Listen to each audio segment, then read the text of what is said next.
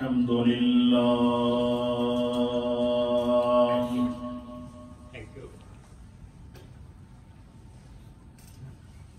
الحمد لله نحمده ونستعينه ونستغفره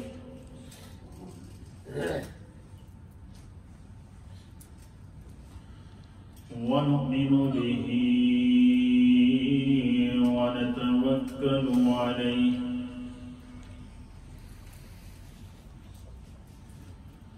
ونعوذ بالله من شرور أنفسنا ومن سيئات أعمالنا من يهده الله فلا مضل له ومن يضلله فلا هادي له ونشهد أن لا إله إلا الله ونشهد أن سيدنا وسندنا ونبينا ومولانا محمدا عبده ورسوله أما بعد فأعوذ بالله من الشيطان الرجيم بسم الله الرحمن الرحيم إن المسلمين والمسلمات والمؤمنين والمؤمنات والقانتين والقانتات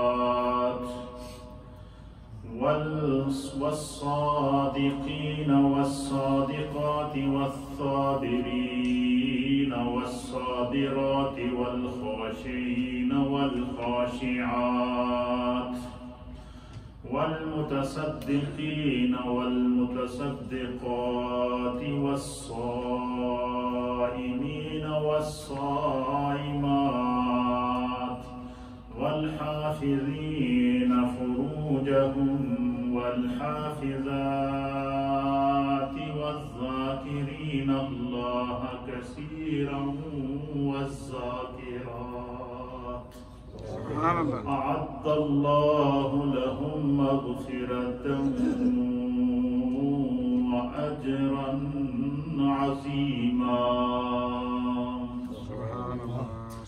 آمنت بالله وصدق الله مولانا العظيم وصدق رسوله النبي الأمين الكريم إن الله وملائكته يصلون على النبي يا أيها الذين آمنوا صلوا عليه وسلموا تسليما اللهم صل وسلم على سيد الأنبياء والمرسلين وعلى آله وأصحابه الطيبين الصلاة والسلام عليك يا سيدي يا رسول الله وعلى آلك وأصحابك يا سيدي يا رحمة للعالمين.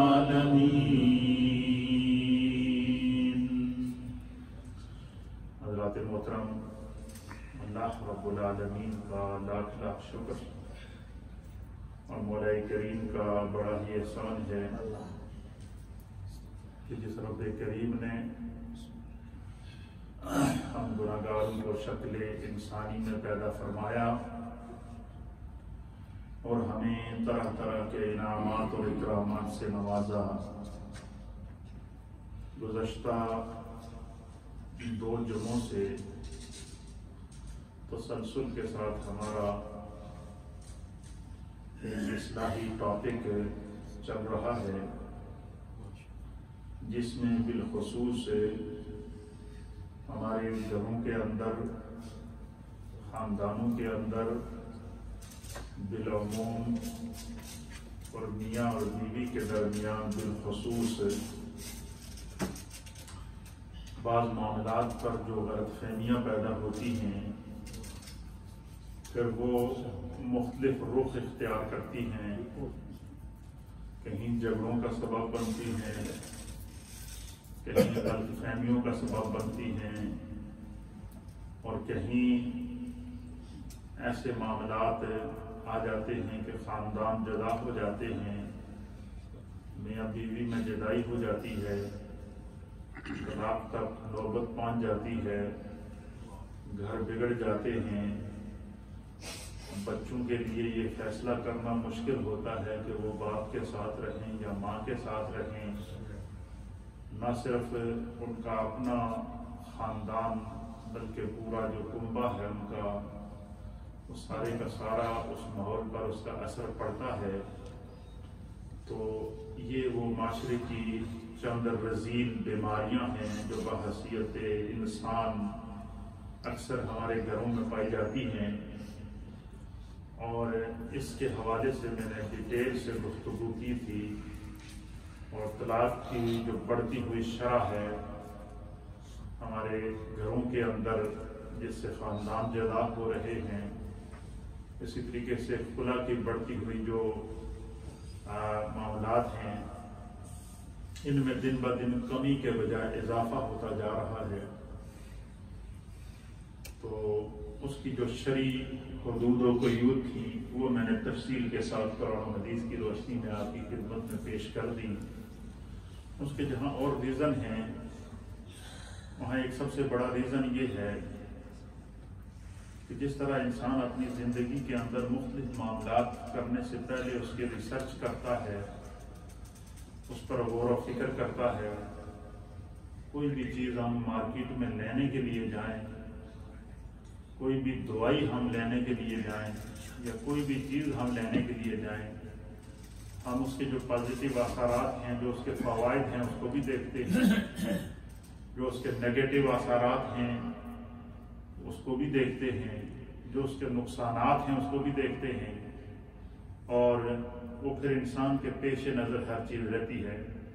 اسی طریقے بھی اس سے جب بھی انسان اپنی زندگی کا فیصلہ کرتا ہے، بالخصوص اپنی ازدواجی زندگی کا، اس کے لیے اللہ کے حبیب علیہ السلام نے حدیث کے اندر اور قرآن حکیم فرقان مجید نے، اللہ تعالیٰ نے قرآن کے اندر مختلف مقامات پر اس چیز کی نشاندہی کی ہے کہ بندہ پہلے مکمل طور پر تسلی کر لے، تشفی کر لے، اور پھر جب فیصلہ کر لے اپنی زندگی کا، پھر اس کی اس زندگی میں جتنے بھی چیلنجز آئیں، جتنی بھی مشکلات آئیں، جتنے بھی مصائب آئیں، جتنے بھی پریشانیاں آئیں، وہ اس کے لیے چیلنج ہیں، اور وہ ان سے نپٹے، ان کا حل نکالے، بجائے اس کے کہ پریشانی میں اپنے آپ کو توڑ ڈالے، اپنے خاندان کو توڑ ڈالے، اپنے رشتوں کو کاٹ ڈالے۔ وہ اس کی کوشش یہ ہونی چاہیے کہ میں اس مسئلے کا پازیٹیو حل نکالوں۔ جب اس طریقے سے پازیٹیوٹی انسان کے اندر جب ایسی سوچ آئے، پھر اس سے معاشرے بنتے ہیں، خاندان بنتے ہیں، اتفاق پیدا ہوتا ہے، طرح طرح کی بندہ مشکلات سے محفوظ رہتا ہے۔ اور صحابہ اکرام کے دور میں باقاعدہ یہ طریقہ کار ہوتا تھا کہ صحابہ اکرام جب سرکار دو عالم صلی اللہ علیہ وسلم ان کو کسی چیز کی تعلیم دیتے تھے تو اس پر بڑا غور و فکر کر کے عمل کیا کرتے تھے۔ حدیث پاک کے اندر آتا ہے، ام المؤمنین حضرت ام سلمہ رضی اللہ تعالی عنہا اس حدیث کی راویہ ہیں۔ آپ بیان کرتی ہیں کہ جب سرکار دو عالم صلی اللہ علیہ وسلم کی مجلس لگتی اور صحابہ اکرام حضور کی مجلس میں بیٹھتے تو سرکار ان کو کبھی خانگی زندگی کا بتاتے، کبھی گھریلو زندگی کا بتاتے، ان کو زندگی گزارنے کا طریقہ بتاتے، طرح طرح کی باتیں ان کو حضور علیہ السلام سکھایا کرتے تھے۔ ہم تک وہ مرد حضرات گھر آ کر بتاتے تھے کہ آج ہم حضور کی مجلس میں گئے تو سرکار نے ہمیں اس چیز کی تعلیم دی، اس چیز کی تعلیم دی، اس چیز کی تعلیم دی۔ تو حضرت ام سلمہ کہتی ہیں کہ مجھے اس پر ایک دفعہ بڑا تعجب ہوا، اور میں نے کہا کہ ایک بات میرے دل میں آ رہی ہے، میں ضرور رسول اللہ صلی اللہ تعالیٰ علیہ وآلہ وسلم سے پوچھوں گی اس بارے میں۔ سرکار دو عالم صلی اللہ علیہ وسلم تشریف لائے تو حضرت ام سلمہ نے عرض کیا کہ یا رسول اللہ مجھے تعجب ہے کہ ہمارا ذکر قرآن میں اس طرح نہیں آتا جس طرح مردوں کا ذکر آتا ہے. یعنی جس طرح آپ مردوں کو مختلف احکامات سکھاتے ہیں، پھر اللہ تعالیٰ وحی کے ذریعے ان احکام کو نازل کرتا ہے، تو ہم عورتوں کا ذکر اس طرح قرآن کے اندر میری نظر سے نہیں گزرا جس طرح مردوں کا ذکر بار بار آتا ہے. تو ایک بات یہ. دوسرا سوال ایک اور موقع پر سرکار دو عالم صلی اللہ علیہ وسلم کی بارگاہ میں خواتین کی جانب سے آیا کہ یا رسول اللہ یہ مرد حضرات جو ہوتے ہیں، جو صحابہ اکرام، یہ اکثر آپ کی مجلس میں بیٹھتے ہیں، آپ کے ساتھ 5 وقت کی نماز ادا کرتے ہیں، مسجد نبوی میں آپ کے قریب بیٹھے رہتے ہیں اور آپ ہر وقت انہیں کچھ نہ کچھ سکھاتے رہتے ہیں. ہم عورتیں تو گھر میں بیٹھی ہوتی ہیں، ہم تک آپ کا پیغام اس طرح نہیں پہنچ سکتا جس طرح کہ آپ براہ راست صحابہ اکرام کو پہنچاتے ہیں. تو اللہ کے حبیب ہمارے بارے میں بھی کچھ نظر رحمت فرمائیے. تو حدیث پاک کے اندر آتا ہے کہ سرکار دو عالم صلی اللہ علیہ وسلم کو خواتین کی یہ بات بڑی پسند آئی. اللہ کے حبیب علیہ السلام نے خواتین کے لیے ایک دن مقرر کیا اور اس دن تمام خواتین جمع ہوتی، سرکار دو عالم صلی اللہ تعالیٰ علیہ وآلہ وسلم انہیں دین کے احکامات بتاتے اور پھر ان کو تبلیغ کرتے. اور جب ام سلمہ کہتی کہ میں نے عرض کیا کہ آپ صلی اللہ کیا وجہ ہے کہ جس طرح مردوں کا ذکر قرآن کے اندر آیا ہے تو اس طرح عورتوں کا ذکر قرآن کے اندر کیوں نہیں آیا؟ اب دیکھیں کتنی ان کی خالص نیت تھی. حضرت ام سلمہ کی صحابیہ تھی، مومنین کی ماں ہے، وہ کتنا پیارا جو ہے ان کا خیال تھا، تصور تھا، نیت کتنی اچھی تھی. اللہ تعالیٰ کو ان کی یہ ادا پسند آئی. حضرت ام سلمہ کی یہ بات اللہ کو کیا آئی؟ پسند آئی. تو اللہ تعالیٰ نے وحی نازل کر کے قرآن حکیم فرقان مجید کی سورۃ الاحزاب کی آیت نمبر 35 نازل کر. اور اس آیت نمبر 35 کے اندر اللہ تعالیٰ نے جو ذمہ داریاں مردوں کی ہیں اور جو ذمہ داریاں عورتوں کی ہیں وہ سب الگ الگ قرآن میں اللہ نے بیان فرمایا. ہر ایک کی کہ جو ذمہ داری مرد کی ہے وہی عورت کی ہے، جو مرد کے ذمہ جو چیز ہے وہ عورت اس سے بری و ذمہ نہیں ہے. اب ام سلمہ نے جب یہ سوال کیا کہ یا رسول اللہ جس طرح مردوں کا قرآن میں ذکر آیا اس طرح عورتوں کا بھی قرآن میں ذکر آنا چاہیے یا میری نظر سے نہیں گزرا، تو اللہ تعالیٰ نے وحی نازل کر کے اللہ نے فرمایا کہ ان المسلمین والمسلمات. کتنا پیارا خطاب ہے. اللہ فرماتا ہے کہ بے شک مسلمان مرد والمسلمات اور مسلمان عورت. اس کا معنی کیا ہوا کہ جس طرح اسلام مرد کے لیے ضروری ہے اسی طرح عورت کے لیے بھی ضروری ہے. والمؤمنین والمؤمنات، حضور نے فرمایا کہ اور مومن مرد اور مومن عورتیں. یہاں فرمایا کہ جس طرح مرد کا اللہ اور اس کے رسول کے اوپر اور ان کے احکامات دین کے اوپر ایمان لانا ضروری ہے، اور میں اسی طریقے سے عورت کا بھی اس کے اوپر ایمان لانا ضروری ہے. یہ نہیں کہ مرد کے لیے کوئی الگ دین ہے اور عورت کے لیے کوئی الگ دین ہے. یہ نہیں کہ مرد کا اسلام کوئی اور ہے اور عورت کا اسلام کوئی اور ہے. یہ نہیں کہ مرد کا ایمان کوئی اور ہے اور عورت کا ایمان کوئی اور ہے. اللہ تعالیٰ نے قرآن کے اندر پھر مشترکہ طور پر مرد اور عورت کی جو دینی ذمہ داریاں ہیں ان کا ذکر کیا. پہلے کیا فرمایا کہ ان المسلمین والمسلمات والمؤمنین والمؤمنات والقانتین والقانتات. فرمایا کہ بے شک جو ہے وہ فرما برداری کرنے والے مرد، قناعت اختیار کرنے والے مرد اور قناعت اختیار کرنے والی عورتیں. فرما برداری کرنے والے مرد اور فرما برداری کرنے والی عورتیں. والصادقین والصادقات. اللہ فرماتا ہے کہ بے شک سچ بولنے والے مرد اور سچ بولنے والی عورتیں. اب یہاں پر یہ دونوں چیزوں کو اللہ نے الگ الگ ذکر فرما کر خدا کیا پیغام دے رہا ہے قرآن کے اندر کہ جس طرح ایمان لانا مرد کے لیے ضروری ہے اسی طرح ایمان لانا عورت کے لیے ضروری ہے. جس طرح اسلام مرد کا ہے اسی طرح اسلام عورت کا ہے. عورت کے لیے بھی اسلام پر قائم رہنا ضروری ہے. اسی طرح جس طریقے سے مرد کا اللہ اور اس کے رسول کے احکامات کی فرما برداری کرنا ضروری ہے، اسی طرح عورت کے لیے بھی مرد اللہ اور اس کے رسول کے احکامات کی فرما برداری کرنا ضروری ہے۔ والصادقین والصادقات، جس طرح مرد کے لیے سچ بولنا ضروری ہے اسی طرح عورت کے لیے سچ بولنا ضروری ہے۔ فرمایا والصابرین والصابرات، جس طرح مرد کے لیے صبر کرنا ضروری ہے اسی طرح عورت کے لیے صبر کرنا ضروری ہے۔ اب یہاں پر مرد اور عورت دونوں کو اللہ کی طرف سے احکامات دیے جا رہے ہیں کہ کوئی مصیبت آ جائے، کوئی مشکل آ جائے، کوئی پریشانی آ جائے گھر کے اندر، اب یہ نہیں کہ اس کا سارا بوجھ مرد ہی اٹھائے۔ اگر عورت یہ محسوس کرتی ہے تو عورت اپنے مرد کے اس غم کے اندر، اس دکھ کے اندر، اس پریشانی کے اندر اپنے آپ کو شریک کرے اور اپنے مرد کو کیا کرے، حوصلہ دے۔ اس کے اوپر میں آگے آپ کے سامنے حدیث پیش کروں گا، پہلے اس آیت کا ترجمہ پیش کر لوں، پھر آپ کا ایمان تازہ ہو جائے گا کہ اللہ کے حبیب علیہ السلام نے ہمیں گھریلو زندگی گزارنے کا طریقہ۔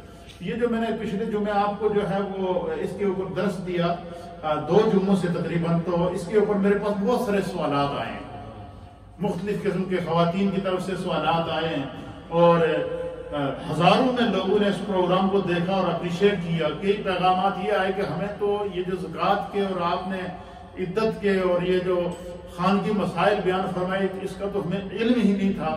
اس میں سے کئی لوگوں نے سوال کیا، ایک سوال یہ آیا، بلکہ ہمارے نوازی علی امتیاز صاحبوں کی طرف سے یہ سوال آیا کہ بھئی آپ نے زکوٰۃ کے، طلاق کے اور خلا کے مسئلے تو بیان کیے ہیں، لیکن اس میں اگر کسی نے بیوی کو طلاق دے دی تو اس کے پاس گواہ نہیں ہے تو اس کا کیا حکم ہے؟ انشاءاللہ اس پر بھی میں آگے چل کے بیان کروں گا۔ اسی طریقے سے ہماری ماؤں بہنوں کی طرف سے سوال آیا کہ بھائی یہ آپ نے بڑے اچھے انداز سے اس چیز کو بیان کیا ہے اور بڑی تفصیل سے آپ نے بیان کیا ہے، لیکن اس کے ساتھ ساتھ آپ حقوق زوجین بھی بیان کریں تاکہ میاں اور بیوی کے جو حق ہیں اور میاں اور بیوی کی جو ذمہ داریاں ہیں وہ کیا ہیں۔ جب اس کے اوپر گفتگو کریں گے تو اس سے کیا ہوگا، خاندان کے اندر محبت اور یگانگت میں اضافہ ہوگا۔ اسی طریقے سے مختلف قسم کے سوالات جو ہے وہ آج اس سے مجھے ایک خوشی ہوئی۔ خوشی یہ ہوئی کہ لوگ محبت سے اس پروگرام کو سنتے بھی ہیں، دیکھتے بھی ہیں میڈیا کے اوپر، پھر سوالات بھی آتے ہیں، حوصلہ افزائی آتی ہے۔ علماء ہمارے دوست احباب کی جانب سے بہت مجھے حوصلہ افزائی ہوئی کہ آپ نے اس طرح کے سوشل ایشوز پر آپ جمعے میں جو گفتگو کرتے ہیں، عام اس طرح گفتگو نہیں کی جاتی، لیکن میری کوشش اور نیت یہی ہے کہ ہم جو بھی بات کریں کچھ نہ کچھ دین کا علم ہم حاصل کریں، جو ہمیں موقع ملتا ہے اس سے ہم حاصل کریں۔ تو یہ جو حقوق زوجین کے حوالے سے کہ بیوی اور خامد کی ذمہ داریاں کیا ہیں، تو اللہ تعالیٰ نے قرآن کے اندر ان کو بیان فرمایا، اور ام سلمہ نے بھی وہی سوال کیا سرکار دو عالم صلی اللہ علیہ وسلم سے کہ مردوں کا ذکر تو قرآن میں آتا ہے، عورتوں کا ذکر کیوں نہیں آتا؟ تو اللہ تعالیٰ نے پھر وہی نازل کر کے مردوں اور عورتوں دونوں کا ذکر کر کے ان کی دینی ذمہ داریاں اور ان کی جو شرعی ذمہ داریاں ہیں اور ان کو اللہ تعالیٰ نے جو ہے وہ اس آیت کے اندر ایڈریس کیا۔ فرمایا کہ والصابرین والصابرات، کہ صبر کرنے والے مرد اور صبر کرنے والی عورتیں۔ پتہ چلا کہ مرد کے اوپر کوئی مصیبت آئے، کوئی پریشانی آئے تو اسے سوچنا چاہیے کہ یہ مصیبت، یہ پریشانی صرف میری نہیں ہے، جو ہے وہ عورت کو سوچنا چاہیے کہ یہ صرف میرے شوہر کی یہ نہیں ہے، اس میں بھی شریک ہوں۔ اسی طریقے سے عورت پر کوئی پریشانی، کوئی مصیبت کوئی آئے تو مرد کو یہ سوچنا چاہیے کہ یہ مصیبت، یہ پریشانی، یہ دکھ، یہ تکلیف، یہ بیماری، یہ آزمائش اس وقت میری بیوی کے اوپر ہے، یہ بیوی کے اوپر نہیں ہے، یہ میرے اوپر ہے۔ اس طریقے سے جب ایک دوسرے کے دکھ کو بانٹیں گے، آپس میں محبت میں اضافہ ہوگا تو گھروں میں جھگڑے ہونے کے بجائے محبتوں میں اضافہ ہوگا، اور یہ چیزیں گھروں کو جوڑتی ہیں، گھروں کو توڑتی نہیں ہیں۔ پھر اللہ تعالیٰ نے فرمایا کہ والخاشعین والخاشعات، اللہ سے ڈرنے والے مرد اور اللہ سے ڈرنے والی عورتیں۔ پتہ چلا کہ اللہ سے ڈرنا صرف مردوں کے لیے ہی نہیں، جس طرح مردوں کے لیے حکم ہے کہ خدا کا خوف رکھو، اتقوا اللہ، اللہ سے ڈرتے رہو، اسی طریقے سے عورتوں کے لیے بھی حکم ہے کہ وہ خدا کا خوف کریں۔ کوئی بھی کام کر رہی ہیں تو انہیں اس چیز کا خوف ہونا چاہیے کہ میں یہ جو کام کر رہی ہوں کہیں یہ کوئی گناہ تو نہیں ہے، اور یہ اس کو خوف ہونا چاہیے اگر یہ گناہ ہے تو گناہ کی اللہ کے یہاں سزا ہے۔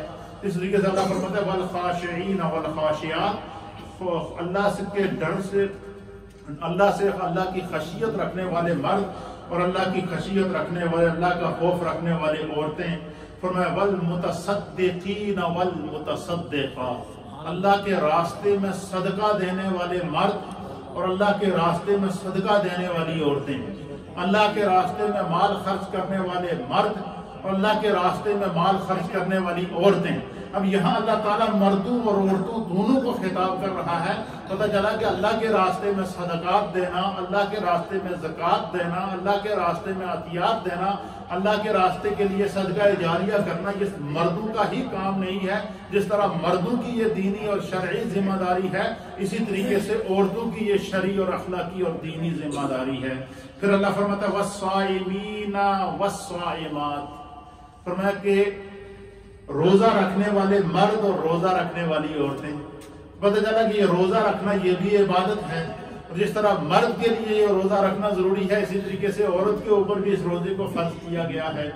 اب یہ سارے احکامات، کہیں احکامات آ گئے، کہیں معاملات آ گئے، کہیں عبادات آ گئی، کہیں پہ حقوق آ گئے۔ اللہ تعالیٰ اس آیت کے اندر ان سب کو ایڈریس کر رہا ہے، اور اس میں پہلے مردوں کا خطاب ہے، ساتھ میں خواتین کو خطاب کر رہا ہے۔ پتہ چلا کہ اس میں پیغام یہ دیا جا رہا ہے کہ مردوں اور عورتوں کو اللہ کے دین کے لیے ہمیشہ فکر مند رہنا چاہیے، اور جب بندہ اس انداز سے اپنی زندگی کو ڈیولپ کرے گا، یا اس انداز سے اپنی زندگی کا اہتمام اور انصرام کرے گا، جب اس انداز سے اپنی زندگی کو گزارے گا، تو زندگی کے اندر نیکیوں میں اضافہ ہوگا، مشکلات کم ہوں گی، گھروں کے اندر جھگڑے کم ہوں گے، اور گھروں کے اندر سکون اور راحت آئے گی۔ پھر اللہ فرماتا ہے وَالْحَافِظِينَ فُرُوجَهُمْ وَالْحَافِظَاتِ۔ اب یہاں پر سب سے پہلے مردوں کو خطاب کیا گیا، وَالْحَافِظِينَ فُرُوجَهُمْ، فرمایا کہ اپنی شرمگاہوں کی حفاظت کرنے والے مرد، والحافظات، اور اپنی شرمگاہوں کی حفاظت کرنے والی عورتیں۔ اب یہاں پر اللہ نے پہلے مردوں کا خطاب کیا، پھر اس کے بعد عورتوں کو خطاب کیا۔ تو پتہ چلا کہ اگر کوئی مرد یا کوئی عورت ایک ناجائز طریقے سے، جس طرح کہ آج کل نوجوانوں کے اندر ایک ٹرینڈ چلا ہوا ہے کہ بھئی یہ فلاں کی گرل فرینڈ ہے، فلاں کا بوائے فرینڈ ہے، فلاں جہاں لڑکی اور لڑکا بغیر شادی کے جناب وہ گھوم رہے ہیں، پھر رہے ہیں، ہوٹلوں میں رہ رہے ہیں، آگے پیچھے جا رہے ہیں، جس کو شریعت نے حرام قرار دیا ہے۔ اللہ فرماتا ہے کہ وَالْحَافِظِينَ فُرُوجَهُمْ وَالْحَافِظَاتِ، فرمایا کہ اپنی شرمگاہوں کی حفاظت کرنے والے مرد اور اپنی شرمگاہوں کی حفاظت کرنے والی عورتیں۔ تو پتہ چلا کہ نہ اس طرح کا کوئی کام کرنے کی اجازت کسی مرد کو ہے، نہ اس طرح کا کوئی کام کرنے کی اجازت کسی عورت کو ہے کہ آپس میں ناجائز تعلقات قائم کیے جائیں، آپس میں لڑکے اور لڑکی، جس طرح کہ آج کل ٹرینڈ چلا ہوا ہے، اس طریقے سے جو ہے وہ ڈیٹنگ کے اوپر جائیں اور ایک دوسرے سے جو ہے وہ غیر محرموں کے طریقے کے ساتھ ایک دوسرے کے ساتھ ملاقات کر کے، پھر وہ ملاقات کیا ہوتی ہے، پھر وہ انسان کو گناہ پر آمادہ کرتی ہے، پھر وہ گناہ انسان کو زنا کی طرف لے جاتا ہے، پھر وہ زنا انسان کو بدکاری کی طرف لے جاتا ہے۔ پھر ایک ایسا موقع انسان کی زندگی کے اوپر آتا ہے کہ آدمی جو ہے وہ خاندان کے اندر بھی، علاقے کے اندر بھی، لوگوں کے سامنے بھی، اللہ اور اس کے رسول کے سامنے بھی اس قدر جو ہے وہ بے پردہ ہو جاتا ہے کہ پھر وہ منہ چھپاتا پھرتا ہے۔ تو اللہ تعالیٰ قرآن حکیم فرقان مجید کے اندر یہ اصول بیان فرما رہا ہے کہ جس طرح مردوں کو اپنی عفت کی حفاظت کرنی چاہیے، اسی طرح عورتوں کو اپنی عفت کی حفاظت کرنی چاہیے۔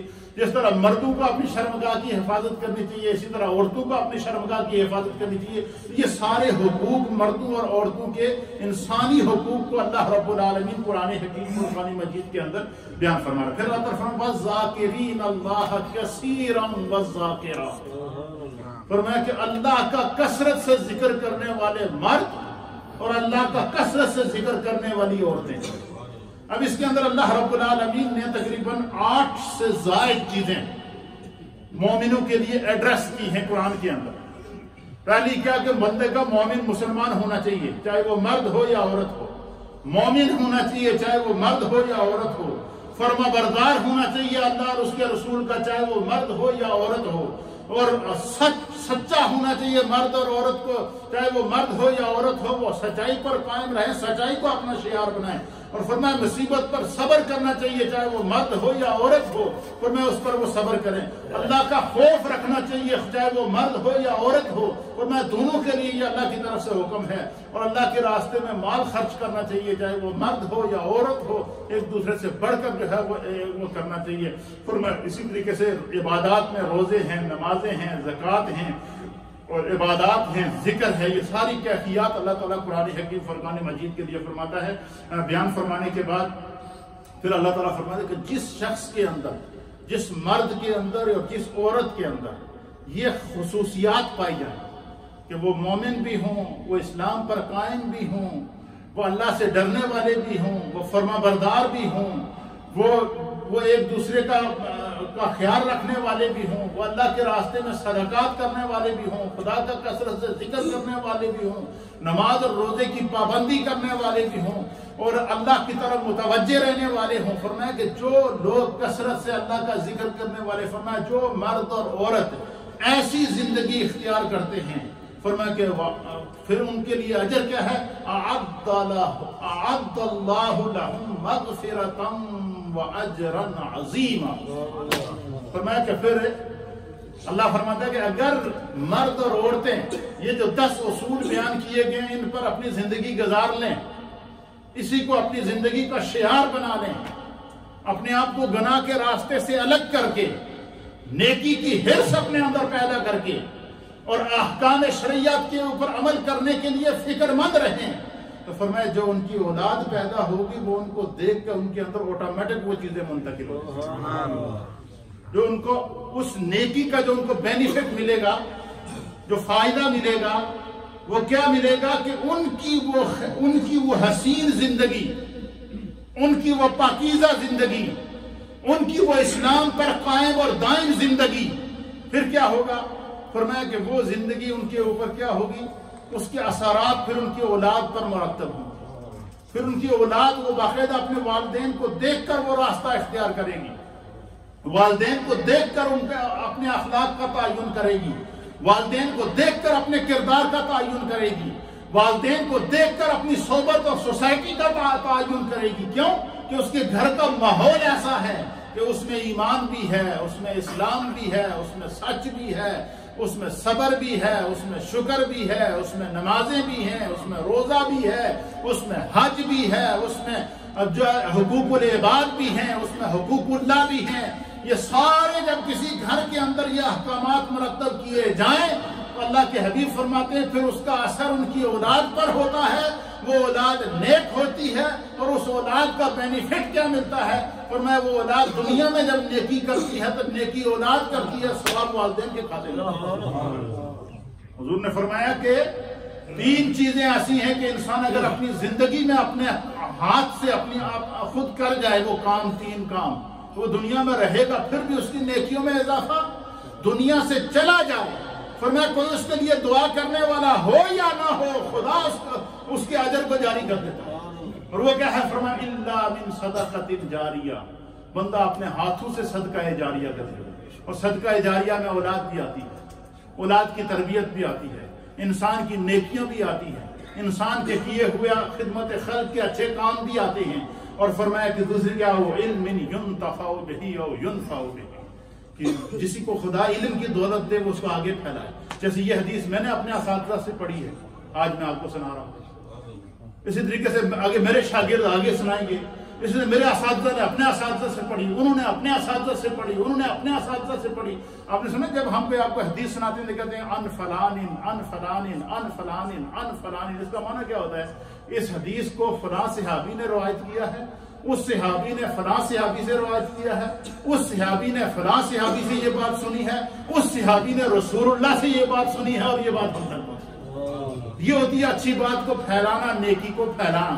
تو اللہ کے حبیب علیہ السلام نے فرمایا کہ جو مرد اور جو خواتین اس طرح کی پاکیزہ زندگی گزارتے ہیں، اعد اللہ لہم، فرمایا اللہ تعالی کا ان کے لیے وعدہ ہے۔ کیا ہے؟ اللہ تعالیٰ کا ان کے لیے وعدہ ہے۔ کیا وعدہ ہے؟ کہ اللہ ان کی مغفرت کرے گا اور ان کو اجر عظیم عطا ہوگا۔ خدا ان کو مغفرت بھی کرے گا اور کیا کرے گا؟ اجر عظیم عطا فرمائے گا۔ اسی لیے علماء اور محدثین لکھتے ہیں کہ میاں اور بیوی کے درمیان جب بھی گھریلو زندگی آپ گزاریں تو ایک دوسرے کے ساتھ آپ کے معاملات اس طرح شیئر ہونے چاہیے کہ ایک دوسرے کے دکھ اور تکلیف کو سمجھیں۔ اور فرمایا کہ جب ایک دوسرے کے دکھ اور تکلیف کو سمجھیں گے تو پھر خدا کی طرف سے کیا ہوگی؟ مدد ہوگی، اور جب اللہ کی طرف سے مدد ہوگی تو پھر کیا ہوگا؟ پھر خدا بندے قدوس مدد۔ اس کی ایک مثال میں آپ کو دیتا ہوں۔ اللہ کے حبیب علیہ السلام کی عمر مبارک جب 40 سال ہوئی، کتنی ہوئی؟ 40 سال. تو آپ کے اوپر ایک عجیب کیفیت، غلبہ اللہ تعالیٰ کی محبت کا طاری تھا. تو سرکار دو عالم صلی اللہ علیہ وسلم اپنے گھر سے باہر نکلے اور غار حرا میں چلے گئے. کہاں چلے گئے؟ غار حرا میں آپ چلے گئے، اور غار حرا میں کئی دنوں تک آپ وہاں دن اور رات وہیں گزارتے اور اللہ کی عبادت کرتے. اب اللہ تعالیٰ نے غار حرا میں عبادت کے دوران، ریاضت کے دوران، خلوت کے دوران، تنہائی کے دوران آپ پر سب سے پہلی وحی نازل کی. حضرت جبریل علیہ السلام کو اللہ نے آپ کے پاس بھیجا. تو جبریل علیہ السلام جب آپ کے سامنے آئے، اس سے پہلے حضور علیہ السلام نے جبریل کو ظاہری آنکھوں سے دیکھا ہوا نہیں تھا. پہلی دفعہ جب جبریل علیہ السلام کو دیکھا تو حضور علیہ السلام پر ایک خشیت الہی طاری ہوئی، خوف خدا طاری ہوا، ہیبت طاری ہوئی. اللہ کے حبیب علیہ السلام فرماتے ہیں کہ جب جبریل میرے سامنے آئے تو میں نے دیکھا جبریل کا ایک پیر مشرق میں تھا اور ایک مغرب میں تھا. پھر سرکار نے اس جبریل کی کیفیت کو بیان فرمایا. پھر اللہ کے حبیب علیہ فرماتے ہیں کہ جیسے جبریل میرے سامنے آئے تو مجھ پر ایک خوف طاری ہوا تو میں گھر آیا. تو گھر آ کر وہ جو منظر میں نے دیکھا تھا، میں نے جو پریشانی دیکھی تھی، جو مجھ پر خوف طاری ہوا، جو منظر میں نے اپنے آنکھوں سے دیکھا تھا، سب سے پہلے میں نے یہ منظر اگر کسی کے ساتھ شیئر کیا تو وہ ام المومنین سیدہ خدیجہ کبریٰ. سب سے پہلے حضور علیہ السلام نے جو آپ کے ساتھ کیفیت گزری رات کے اندھیرے کے اندر کہ جبریل آئے، آپ پر ایک خوف طاری ہوا، حضور گھر آئے، آپ پر کپ کپی طاری تھی، خشیت الہی کا غلبہ تھا، سردی آپ کو لگ رہی تھی. تو حدیث کے اندر آتا کہ آپ اگر بستر میں لیٹے اور آپ نے حضرت خدیجہ الکبریٰ سے کہا زملونی زملونی، مجھے چادر اڑاؤ، مجھے کمل اڑاؤ. تو پھر کہتے ہیں کہ نبی پاک صلی اللہ علیہ وسلم کے چہرہ زرد ہو گیا خوف خدا کی وجہ سے. تو ام المؤمنین کہتی ہے کہ میں نے جب آپ کی کیفیت دیکھی تو میں نے عرض کیا کہ یا رسول اللہ، یا حبیب اللہ، کیا وجہ ہے؟ آج آپ بہت پریشان لگ رہے ہیں. تو حضور علیہ السلام فرماتے ہیں کہ میں نے ام المؤمنین سیدہ خدیجہ الکبریٰ کے بارے میں حضور فرماتے ہیں کہ میں نے خدیجہ کو میرے ساتھ جو واقعہ گزرا ہے سارے کا سارا بیان کرا. اب دیکھیں سرکار کے سامنے ایک انوکھا واقعہ پیش آیا، عجیب و غریب واقعہ پیش آیا. حضور چاہتے تو کسی دوست سے بھی شیئر کر سکتے تھے، کسی اور سے بھی شیئر کر سکتے تھے، لیکن سب سے پہلے حضور علیہ السلام نے وہ واقعہ کس کے ساتھ شیئر کیا؟ حضرت خدیجہ الکبریٰ آپ کی زوجائے محترمہ کے ساتھ. اس میں سبق کیا ہے کہ میاں اور بیوی کے آپس میں اس طرح راز و نیاز کے تعلقات ہونے چاہیے، ایک دوسرے سے کوئی چیز پوشیدہ نہ. اصلا بیوی میاں پہ شک کرتے پھرے، میاں بیوی پہ شک کرتا پھرے، پھر ایک دوسرے کے اوپر جب تہمتیں لگتی ہیں، ایک دوسرے کے ساتھ جب جھگڑا ہوتا ہے، پھر بات طلاق کی نوبت تک پہنچتی ہے، پھر گھر بگڑ جاتے ہیں. لیکن اسوہ رسول کیا ہے، سیرت رسول کیا ہے، وہ سنیے. اللہ کے حبیب علیہ السلام نے حضرت خدیجہ الکبریٰ سے کہا کہ بھائی یہ منظر ہے، میں نے دیکھا کہ ایک ایسی کوئی چیز آئی آسمان سے میرے سامنے، اس کا ایک پر مشرق میں تھا، ایک مغرب میں تھا، اور اس نے مجھے کہا اقرا، پڑھیے، اپنے رب کے نام سے پڑھیے. اور پھر پہلے آپ کو حضور علیہ السلام کو پہلے خواب آنا شروع ہوئے، ہیبت ناک اور خوفناک قسم کے خواب آپ کو آئے، اور جو بھی آپ کو رات کو خواب آئے حضور علیہ السلام ان خوابوں کو حضرت خدیجہ الکبریٰ کو سامنے ان کو بیان کرتے. جب حضور علیہ السلام نے حضرت خدیجہ الکبریٰ کے سامنے یہ بیان کیا کہ یہ منظر میں نے اپنی آنکھوں کے سامنے دیکھا، تو ام المؤمنین سیدہ خدیجہ الکبریٰ نے سرکار دو عالم صلی اللہ علیہ وسلم کو سہارا دیا، آپ کی حوصلہ افزائی فرمائی. ان الفاظ میں حوصلہ افزائی فرمائی، ان الفاظ کو سنیے. حدیث کے اندر آتا ہے فقالت خدیجہ، تو پس سیدہ خدیجہ الکبریٰ رضی اللہ تعالی عنہا نے سرکار دو عالم صلی اللہ تعالی علیہ وسلم کو مخاطب کر کے فرمایا. کیا فرمایا؟ فرمایا کلا واللہ ما یحزیک اللہ ابدا. عرض کرنے لگی کہ یا رسول اللہ، خدا کی قسم آپ کا رب کبھی آپ کو تنہا نہیں چھوڑے. یہ خدیجہ کا ایمان ہے. ابھی حضور نے اعلان نبوت نہیں کیا، ابھی تک اعلان نبوت نہیں کیا، لیکن خدیجہ الکبریٰ سرکار دو عالم صلی اللہ علیہ وسلم کے خصائص، آپ کی عادات، آپ کے حسن اخلاق اور آپ کی پاکیزہ زندگی کے شب و روز سے واقف تھی. اور آپ نے سب سے پہلی کیا گواہی دی؟ فرمایا کہ واللہ ما یخزیک اللہ ابدا، اللہ کی قسم آپ کا رب کبھی آپ کو تنہا نہیں چھوڑے گا۔ کیوں نہیں چھوڑے گا؟ پھر حضرت خدیجہ کہتے ہیں یا رسول اللہ جو چیزیں میں نے آپ کے اندر دیکھی ہیں وہ میں بیان کرتی ہوں۔ اور کیا دیکھی ہیں؟ فرمایا انک لتصل الرحمہ، اے اللہ کے حبیب آپ تو ہر ایک کے ساتھ صلہ رحمی کرتے ہیں، آپ تو کسی کا دل دکھاتے ہی نہیں ہیں، آپ ہر ایک کے غم کا مداوا ہیں، آپ دوسروں کے غموں میں دوسروں کے کام آتے ہیں، دوسروں کے دکھوں میں دوسروں کے کام آتے ہیں، دوسرے کی پریشانی کو اپنی پریشانی سمجھتے ہیں، دوسرے کے دکھ کو اپنا دکھ سمجھتے ہیں، آپ تو صلہ رحمی کرنے والے ہیں۔ اور حضرت خدیجہ الکبریٰ کہنے لگی کہ اللہ کی قسم اگر آپ جب ہر ایک کا خیال رکھتے ہیں تو کہتی ہیں کہ میرا ایمان ہے کہ میرا رب آپ کو کبھی تنہا نہیں چھوڑے گا، یا میرا رب کبھی آپ کو رسوا نہیں کرے گا، یا میرا رب کبھی آپ کو کسی آزمائش میں نہیں ڈالے گا۔ کیوں؟ کہ میں نے اپنی آنکھوں سے آپ کی زندگی کو دیکھا ہے، اور آپ کی زندگی کی پہلی خصوصیت کیا سی ہے؟ اب یہ ایک بیوی اپنے شوہر کے کردار کی گواہی دے رہی ہے۔ یہاں جو سبق میں آپ کو دینا چاہتا ہوں وہ یہ ہے، ایک بیوی اپنے شوہر کے کردار کی گواہی دے رہی ہے۔ کیا؟ فرمایا کہ یا رسول اللہ انک لتصل الرحمہ، بے شک آپ کیا ہیں؟ صلہ رحمی کرنے والے ہیں۔ وتصدق الحدیث وتحمل الکل وتکسب المعدوم وتقرئ الضعیف۔ اللہ اکبر۔ یا رسول اللہ میں نے آپ کے اندر بہت ساری خصوصیات دیکھی ہیں، اور ان میں پہلی خصوصیت کیا ہے کہ آپ صلہ رحمی کرتے ہیں، اور دوسری کو خصوصیت کیا ہے؟ فرمایا کہ وتحمل الکل، آپ تو ناداروں کا بوجھ اپنے کندھوں پر اٹھاتے ہیں، آپ یتیموں کا بوجھ اپنے کندھوں پر اٹھاتے ہیں، ضرورت مندوں کی ضرورتوں کو اپنے کندھے پر اٹھاتے ہیں۔ کوئی دوسرے ضرورت مند کو دیکھتے ہیں تو آپ خود بے چین ہو جاتے ہیں کہ یہ شاید پریشان ہے، یہ معاملہ شاید اس سے حل نہ ہو رہا ہو، میں کسی طریقے سے اس کی مدد کر دوں۔ فرمایا آپ کا کردار تو یہ ہے، تو فرمایا کہ آپ جب دوسروں کی مدد کرتے ہیں، دوسروں کے کام آتے ہیں، تو آپ کا رب آپ کو کبھی تنہا نہیں چھوڑے گا۔ فرمایا کہ پھر وَتُقْرِئُ الضَّعِيفَ، آپ کی ایک اور بڑی پیاری عادت ہے کہ آپ مہمان نواز ہیں، آپ دوسروں کی مہمان نوازی کرتے ہیں۔ اور فرمایا کہ اللہ کے حبیب علیہ السلام کو فرمایا کہ آپ کا رب کبھی کوئی مصیبت نہیں لائے گا۔ تو یہاں جو سرکار دو عالم صلی اللہ علیہ وسلم کو اس مشکل وقت میں حوصلہ دینے والی خدیجہ الکبریٰ ہے۔ اب قرآن کریم کی یہ آیات ہمیں سبق یہ دے رہی ہے مرد اور عورت دونوں کے لیے۔ جو پوچھا گیا کہ حقوق زوجین کیا ہیں، حقوق زوجین یہ ہیں کہ جو دینی ذمہ داریاں مرد کی ہیں وہی دینی ذمہ داریاں عورت کی ہیں، جو اخلاقی ذمہ داریاں مرد کی ہیں وہی اخلاقی ذمہ داریاں عورت کی ہیں، جو خانگی ذمہ داریاں مرد کی ہیں اسی طرح کی خانگی ذمہ داریاں عورت کی ہے۔ فرمایا کہ جب میاں اور بیوی ایک دوسرے کے ساتھ گھر کے معاملات کو، خاندان کے معاملات کو اور محبت کے ساتھ شیئر کر کے اس پر عمل کریں گے تو اس کا اثر ان کی اولادوں کے اوپر بھی ہوگا اور معاشرہ بنے گا، بگڑے گا نہیں۔ انشاءاللہ اس کے اگلے پہلو پر بھی گفتگو کی جائے گی، کیونکہ وقت اپنے دامن میں اتنی وسعت نہیں رکھتا۔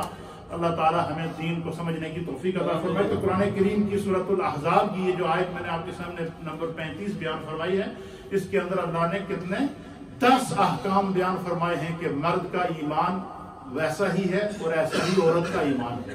جیسا مرد کا اسلام ہے ایسے عورت کا اسلام ہے، جیسے مرد کا ایمان ہے ایسے عورت کا ایمان ہے۔ جس طرح مرد کو خدا کی اللہ اور رسول کی فرما برداری کرنی چاہیے، اسی طرح عورت کو مرد اللہ اور اس کے رسول کی فرما برداری چاہیے۔ جس طرح مرد کو خدا کا خوف آنا چاہیے اس طرح عورت کو خدا کا خوف آنا چاہیے۔ جس طرح مرد حقوق اللہ ادا کرتا ہے اور حقوق العباد ادا کرتا ہے، اس طرح عورت کو بھی حقوق اللہ اور حقوق العباد ادا کرنی چاہیے۔ فرمایا کہ جب انسان اپنی دینی اور شرعی ذمہ داری پر غور کرے گا تو معاشرے بنیں گے، معاشرے بگڑیں گے نہیں، گھروں کے اندر اختلاف پیدا نہیں ہوگا بلکہ رحمت پیدا ہوگی اور اللہ تعالیٰ اس میں آسانیاں پیدا فرمائے گا۔ وآخر دعوانا